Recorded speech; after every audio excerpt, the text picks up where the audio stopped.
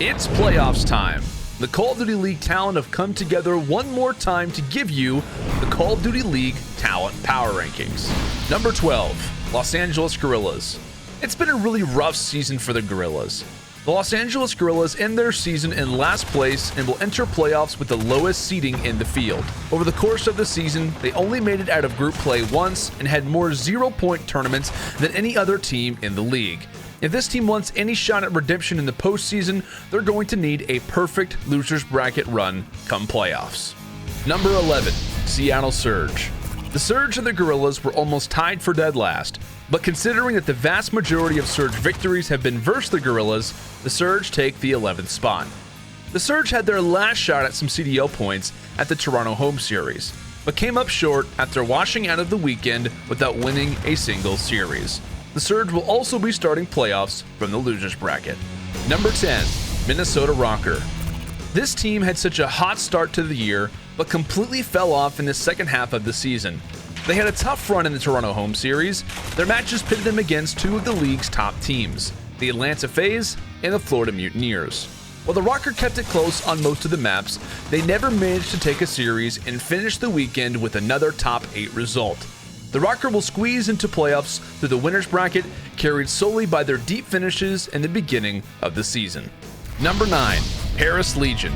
The Paris Legion started this season with a lot of buzz, but that hype never quite materialized until their very last event, the London home series. After a mid-season marred by 0-point finishes, the Paris Legion ended their season strong with a solid top 2 placing. Since the Legion sat out of the Toronto event, they were fully depending on Chicago and Seattle to clutch up to protect their playoff seeding. Unfortunately for them, both of their Guardian Angels fell early, so they'll be starting the playoffs from the losers bracket. Number 8, OpTic Gaming LA. The Green Wall has undergone several rounds of renovation since the start of the season, but it seems like OGLA version 4 is here to stay. The team's seen a major boost in performance since they signed 2 fresh rookies in Draza and Hollow. The Toronto home series was OGLA's final event of the year, and they posted a respectable top 4 finish to wrap up their regular season. OGLA just barely missed a winners bracket seeding for playoffs due to Toronto clutching up huge at their own home series to earn the requisite 50 points to leapfrog OpTic in the seedings. Number 7, London Royal Ravens. The Ravens sat out of the Toronto home series, no doubt still stinging a bit from their recent disappointing finish at their own London home series. It truly looked like London were going to clutch up and go all the way for their fans at home, but the Paris Legion clipped the Ravens' wings in a huge semifinals upset, sending the Ravens packing with yet another disappointing Game 5 loss. The Ravens have been a middle-of-the-pack team all year long, but they've been showing time and again that they have the talent to upset the league's best. Will this squad finally clutch up in their biggest event of the year? Number 6, Toronto Ultra. After a million roster shuffles over the course of the season, the Ultra clutched up in truly poetic fashion, winning the final event of the year, their very own Toronto home series. This win was crucial in launching Toronto up the CDL leaderboard and locking them a winners bracket seed in the playoffs. On a roster of a million faces, it's Cammy and Methods who are shining the most. If these two can bring the fire to playoffs, they might just make a run to surprise us all. Number 5, New York Subliners. This team started off the year real slow, but really hit their stride after picking up Mac in the middle of the season.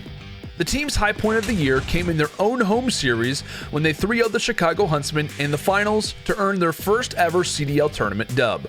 All eyes were on the Subliners to go back-to-back to end their regular season, but they fell way short with a top 6 finish. Good for an extra 10 points heading into the playoffs.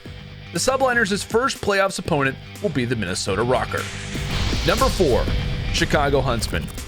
The Huntsmen fall a couple of spots in our power rankings after falling flat in the last event of the year. Their recent second place finish in the New York home series had us thinking that the Huntsmen were finally hitting their groove and returning to their once dominant form. But the Huntsmen failed to advance from their group after losing their second match of the tournament to the Toronto Ultra, before getting knocked out of the event by OpTic Gaming LA. Regardless of their disappointing final placing, the Huntsmen racked up enough CDL points for a 4th seed, good for a free ticket straight to winners round 2. Number 3, Florida Mutineers. The Mutineers are one of only 2 teams in the league who have won 3 CDL events this season. Entering the Toronto home series, the squad had the opportunity to lock up the #1 playoff seed by winning the final event of the year.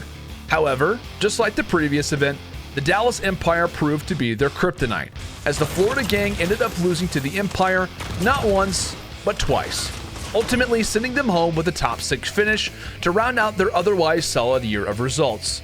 The Mutineers will enter playoffs as the #3 seed and will await the winner of the London versus Toronto match. Number 2, Dallas Empire. The Dallas Empire were one of the most consistent teams of the 2020 Call of Duty League.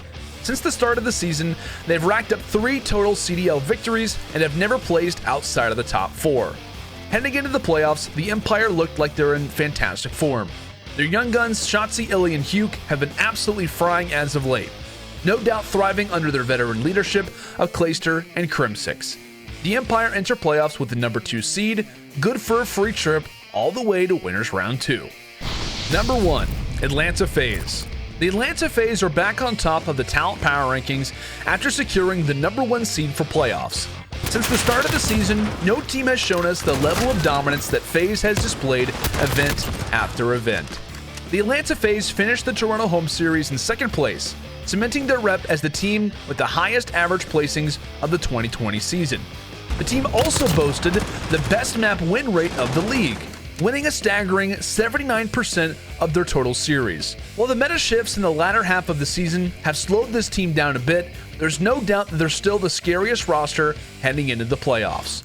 Can Simp and Abizi win back-to-back world championships, or has the reign of the Tiny Terrors finally come to an end? And there you have it, your Call of Duty League talent power rankings.